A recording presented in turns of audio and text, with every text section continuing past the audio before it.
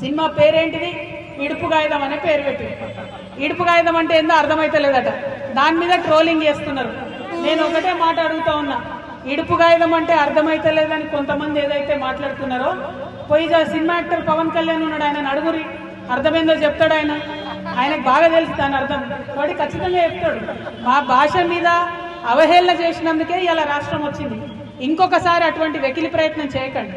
ఒకరి భాషను ఒకరం గౌరవించుకుందాం, ఒకరి సంస్కృతిని ఒకరు గౌరవించుకుందాం, అందరం కలిసి ఉందాం. కానీ ఇటువంటి ప్రయత్నాలు చేసి మళ్ళీ ఒకసారి తెలంగాణని అవమానపరుస్తాం, మా భాషని కించపరుస్తాం అంటే మాత్రం చూస్తూ ఊరుకునేది ఉండదు. ఇక్కడ జరుగుతున్నది ఏంటి? ఇవాళ తెలంగాణ భాషను కించపరిచినా కూడా కాంగ్రెస్ పార్టీ ఏం మాట్లాడదు. ఎందుకంటే రేవంత్ రెడ్డి గారికి తెలంగాణ ఉద్యమానికి ఏం సంబంధం లేదు. బీజేపీ పార్టీ ఏం మాట్లాడదు, ఎందుకంటే వాళ్ళకి దేశంలో ఉన్న ఇష్యూలు తప్ప తెలంగాణ గురించి పట్టలేదు. బీఆర్ఎస్ పార్టీ ఏం మాట్లాడదు. ఎందుకు మాట్లాడదు బీఆర్ఎస్ పార్టీ అంటే, అందులో ఒక గుంటనక్క ఉంటాడు. ఆయన పరిస్థితి ఏంటంటే మొత్తం ఆంధ్రోళ్లతోని వ్యాపారాలు. ఇవాళకి కూడా నేను ఛాలెంజ్ చేసి చెప్తున్నా, ఏదైతే మనం ఫీజులు తక్కువ వేస్తలేరని కార్పొరేట్ విద్యా సంస్థలు వచ్చి మనని దోపిడీ చేస్తున్నాయని చెప్తున్నామో, ఆ నారాయణకు చైతన్యకు మొత్తం కూడా ఈ గుంటనక్కనే పాలు వస్తుంది. ఇవాళకి కూడా కంప్లీట్గా పాల వ్యాపారం ఉన్నది.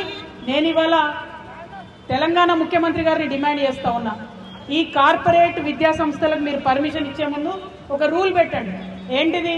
మీరు పాల్గొనేది ఉంటే విజయ డైరీ నుండి కొనండి, పాల్గొనేది ఉంటే కరీంనగర్ డైరీ నుండి కొనండి, ముల్కనూరు డైరీ నుండి కొనండి, లేదా మదర్ డైరీ నుండి కొనండి. వీటి వల్ల మన పాల రైతులకు లాభం జరుగుతుంది. కానీ ప్రైవేట్ వ్యక్తుల దగ్గర కొనడంతో ప్రైవేట్ సంస్థలకు లాభం అయితే తప్పితే ఇంకోటి కాదు. ఖచ్చితంగా పెద్ద హాస్పిటల్స్ ఉన్నాయి, యశోద ఉన్నది, కిమ్స్ ఉన్నాయి, వీళ్ళందరూ కూడా విజయ డైరీ దగ్గరనే పాల్గొనాలని ఒక జీవో తీసుకురండి. ఎందుకంటే ముఖ్యమంత్రి మేము మొన్నటి నుంచి అడుగుతున్నాం, ఫీజులు నియంత్రించండి, ఫీజులు తగ్గించండి అంటే ఇంతవరకు ఆయన మాట్లాడతలేడు.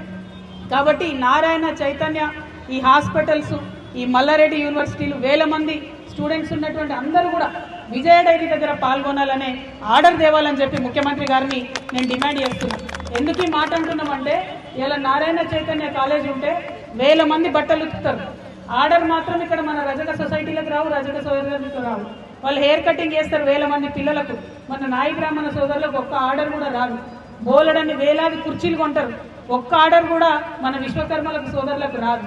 అంటే ఇక్కడ పెడతారు విద్యా సంస్థలు, ఇక్కడ పైసలు సంపాదిస్తారు, మరి ఇక్కడ వాళ్ళకి మాత్రం లాభం లేదు. టీచర్లు కూడా ఇవాళ 80% బయట నుంచి తీసుకొస్తా ఉన్నారు. అది కుదరదు. కేరళ నుంచి, ఆంధ్ర నుంచి, అక్కడిక్కడ నుంచి తీసుకొచ్చి టీచర్ జాబ్లు ఇస్తున్నారు. ఇప్పుడు నార్త్ ఇండియా స్కూళ్ళు వచ్చినాయి, వాళ్ళు నార్త్ ఇండియా నుంచి బాత్రూమ్లు కడిగేటోళ్ళు కూడా తెచ్చుకుంటున్నారు. మరి ఇక లోకల్ వాడు ఏం చేయాలి చెప్పండి? ఖచ్చితంగా ఛత్తీస్గఢ్ నుంచి, బయట దేశాల నుంచి, బయట రాష్ట్రాల నుంచి తీసుకురావడం కాదు, లోకల్ ఎంప్లాయ్మెంట్ కావాలి. మన యొక్క లోకల్స్ యొక్క హక్కుల పరిరక్షణ కోసమే టీఆర్ఎస్ పార్టీ పనిచేస్తుంది. కాబట్టి మేము గల్లా ఎగరేసి చెప్తున్నాం, ఈ అనకొండలు ఏవైతే ఉన్నాయో, ఏ అనకొండలైతే మన తెలంగాణ ఉద్యమాన్ని అడ్డుకున్నాయో, ఏ కార్పొరేట్ శక్తులైతే ఉన్నాయో వాటికి పాలు పోషిస్తున్నదే మన గుంటనక్క. అందుకే బీఆర్ఎస్ పార్టీ వాళ్ళు ఏం మాట్లాడరు దీని మీద. తెలంగాణను తిట్టినా మాట్లాడరు, తెలంగాణ బొమ్మను మార్చినా మాట్లాడరు, ఎక్కడెక్కడో సినిమా యాక్టర్లు వచ్చి మనల్ని అవమానం చేసినా మాట్లాడరు. వాళ్ళకి ఆ సోయి లేదు. తెలంగాణ ఉద్యమంతో పేగు బంధం తెగిపోయింది. కాబట్టి అలా రక్షణ సేన నుండి ఉద్యమకారులందరినీ కోరుతా ఉన్నాం, మీకోసం ముందుండి మేము పోరాటం చేస్తాం. ఆనాడే చెప్పిన నేను, ఉద్యమకారుల మీద ఒక లాఠీ పడాలంటే నన్ను దాటుకొని రావాలి, ఉద్యమకారులకు ఒక రబ్బర్ తూటా తగలాలంటే అది నన్ను దాటుకొని రావాలి తప్పితే నీ దగ్గరికి రాదు. జూలై 2 నాడు బాజాప్తా పోదాం, భూ పోరాటం చేద్దాం, భూమిని ఆక్రమించుకుందాం, ప్రభుత్వ భూమిని. అది మీరు కష్టపడి కొట్లాడితేనే వచ్చినటువంటి భూమి ఆక్రమించుకొని ఉద్యమకారులకు పంచుకుందాం. అందరూ కూడా జూలై 2 నాడు జరిగేటటువంటి భూ పోరాటానికి తెలంగాణ వ్యాప్తంగా ఉన్న ఉద్యమకారులందరూ కూడా తరలి రావాలని కోరుతూ, మరి ఉప్పల్ అంటేనే ఉద్యమకారుల అడ్డా, ఇటువంటి అడ్డాలో జెండాలు బాతిండ్రు. ఇవాళ జెండా ఎగిరేసినాం, రేపటి నాడు ఎమ్మెల్యే కూడా ఖచ్చితంగా గెలుస్తాం. జిహెచ్ఎంసీ ఎన్నికలలో అన్ని డివిజన్లలో పోటీ చేస్తాం. అద్భుతంగా తెలంగాణ ప్రజలకు సేవ అంటే ఎట్లుంటుందో, రాజకీయ పార్టీ అంటే పని ఎట్లా చేస్తుందో తప్పకుండా చూపిస్తామని చెప్పి ఈ సందర్భంగా తెలియజేస్తూ, మరి అనేక మంది అనేక మాటలు ఇచ్చినటువంటి ఈ ప్రభుత్వాన్ని ఎండగడతాం, ప్రతి విషయంలో ఎండగడతాం. పెన్షన్ పెంచుతామన్నారు, పెంచలేదు. ఆటోలకు పైసలు ఇస్తామన్నారు, ఇయ్యలేదు.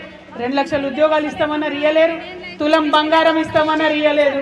మరి ఇవన్నిటిని కూడా మాట్లాడతాం.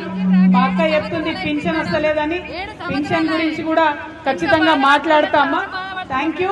జై తెలంగాణ, జై తెలంగాణ, జై TRS, TRS party, TRS party, జై తెలంగాణ, జై తెలంగాణ.